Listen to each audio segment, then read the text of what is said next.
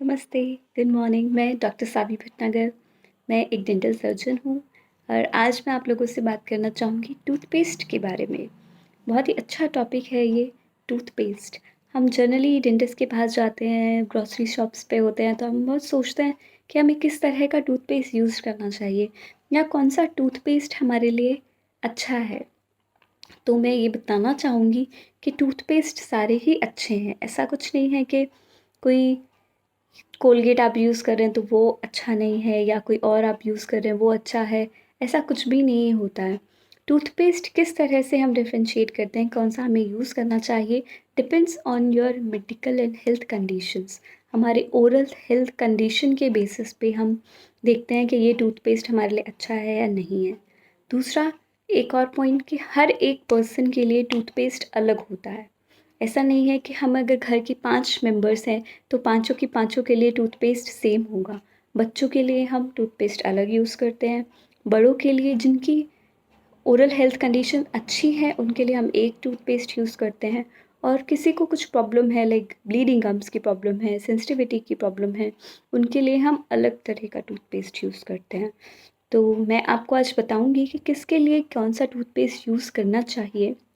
और सबसे पहले मैं ये कहूँगी कि मैं किसी भी टूथपेस्ट को क्रिटिसाइज़ नहीं कर रही हूँ, किसी को अच्छा, बहुत अच्छा और किसी को बहुत पुअर, कुछ ऐसा नहीं बता रही हूँ। बस एक ये बताना चाहती हूँ कि आप सबकी कंडीशंस के हिसाब से या आप क्या चाहते हैं अपने दाँतों को किस तरह से होने चाहिए, उसके हिसाब से सब पेस्ट अलग-अलग होते हैं। तो मैं अपने हिसाब से बाँटना चाहूँगी टूथपेस्ट को, एक केमिकल टूथपेस्ट, उसके बाद हर्बल टूथपेस्ट, कुछ टूथपेस्ट ऐसे होते हैं जो केमिकल के साथ हर्बल भी मिक्स होते हैं और देन उसके बाद कुछ fluoridated toothpaste and non fluoridated toothpaste. Fluorine को मैं कुछ एक अलग कंडीशन में रखना चाहूँगी, उसके बारे में मैं आपको अलग से ही बताऊँगी। तो सबसे पहले हम केमिकल के बारे में ही जानते हैं कि केमिकल टूथपेस्ट कौन से होते हैं। तो मेरे पास आज कुछ सैम्पल्स मैं लेके बैठी हूँ यहाँ पे। जैसे मैं बताना चाहूँगी कोलगेट हो गया हमारा, पेप्सोडेंट हो गया, क्लोज़अप हो गए, ऐसे बहुत और भी सारे टूथपेस्ट हैं जिनको हम केमिकल टूथपेस्ट के अंदर रखते हैं, इन कंडीशन में रखते हैं। क्यों? क्योंकि आप इनके इंग्रेडिएंट्स देखेंगे, इनकी कंपोज़िशन देखेंगे तो ये ऐसी ही चीज़ों से बने होते हैं जिनमें केमिकल्स यूज़ होते हैं लाइक कैल्शियम कार्बोनेट, हमारा सोडियम लॉरियल सल्फेट हो गया, इस तरह की चीज़ें उनमें यूज़ होती हैं। तो ये काम क्या करती हैं, किन चीज़ों के लिए होता है? ये टूथपेस्ट दाँतों में बैक्टीरियाज़ कम बनने देते हैं। सडन दाँतों में कैविटी लगना, इन चीज़ों को वो रोकते हैं।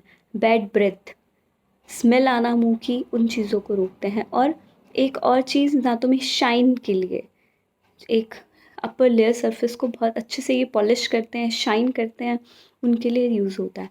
तो जो लोग चाहते हैं कि हाँ, हमारी कंडीशन अच्छी रहे और बहुत ज़्यादा सफ़ेद चमकते हुए दाँत दिखें, वो लोग यूज़ करते हैं केमिकल टूथपेस्ट।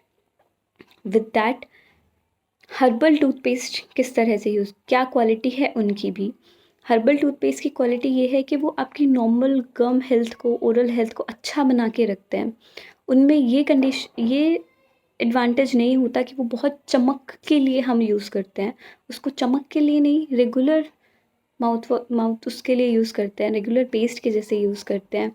ये जैसे कि हो गया एग्ज़ाम्पल हो गया हमारे पास डाबर रेड, दंत कांति, इस तरह के मेसवाक, ये आपके हर्बल टूथपेस्ट में आते हैं, जो मैं ये नहीं कहूँगी कि बहुत चमक के लिए यूज़ होते हैं, लेकिन ये ओरल हेल्थ कंडीशन अच्छा करने के लिए यूज़ कर सकते हैं। तो आप एक डिफरेंशिएट कर सकते हैं कि आप अगर चाहते हैं आपके दाँत बहुत सिर्फ चमकते हुए हों, तो आप केमिकल की साइड जा सकते हैं। लेकिन केमिकल्स के कुछ डिसएडवांटेजेस हमेशा ही रहते हैं लॉन्ग टर्म के लिए, कि वो आपकी बॉडी में थोड़ा बहुत पार्ट तो वो जाएगा ही। लॉन्ग टर्म यूज़ करने के लिए वो बॉडी को प्रॉब्लम कर सकते हैं। वहाँ पे जो हर्बल टूथपेस्ट होते हैं, आयुर्वेदिक होते हैं, उनमें ये केमिकल प्रोडक्ट्स नहीं होते। वो बहुत ही बेसिक चीज़ों से और आयुर्वेदिक प्रोडक्ट्स से वो बनाए जाते हैं, तो उनकी ये डिसएडवांटेज होगा कि वो बहुत चमक के लिए नहीं हम उसको यूज़ करेंगे, लेकिन उसको साइड इफ़ेक्ट्स केमिकल्स के हिसाब से थोड़ा-सा शायद उसमें कम होगा।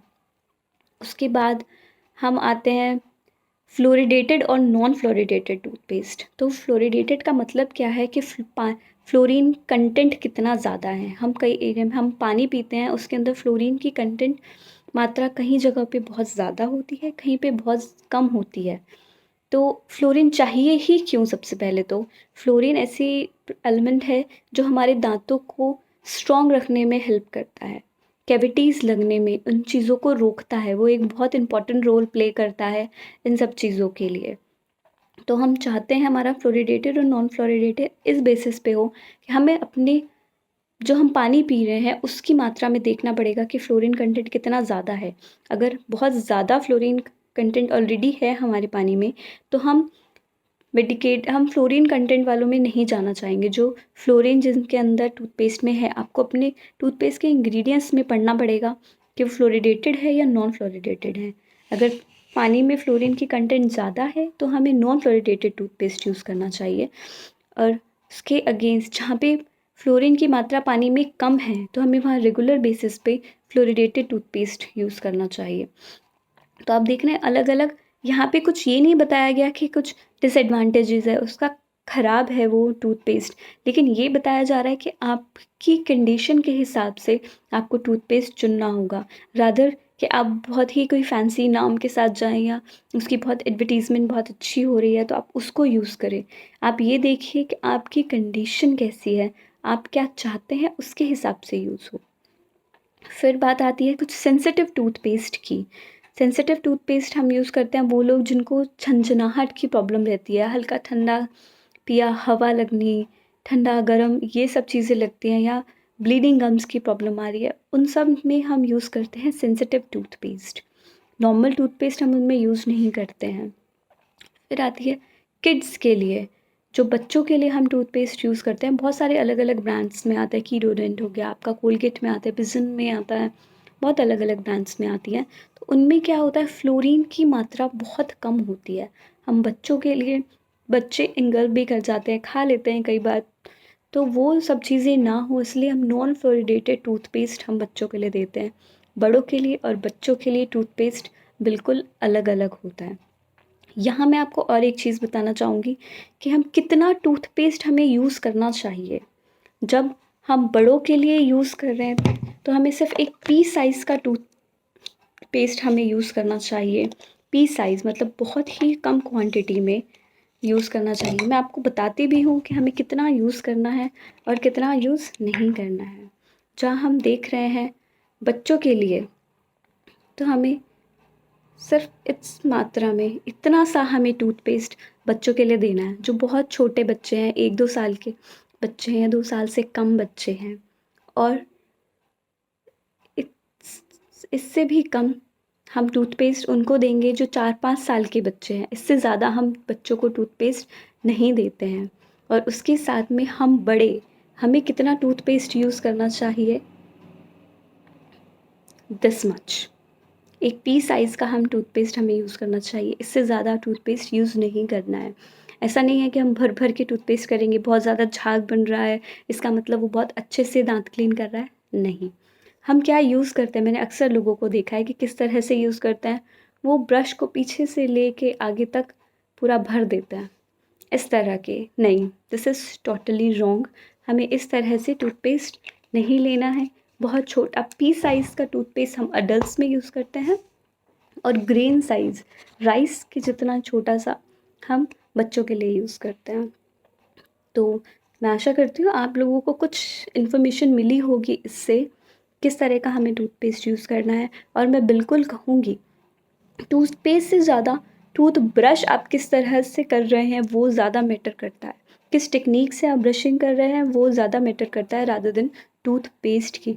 और बेसिकली सारे ही कंपोनेंट्स एक जैसे होते हैं, सबका एक ही तरीका है करने का, लेकिन आप ब्रश किस तरह से कर रहे हैं वो ज़्यादा मैटर करता है। तो मैं इसी नोट पे ये वीडियो को समाप्त करती हूँ। Thank you.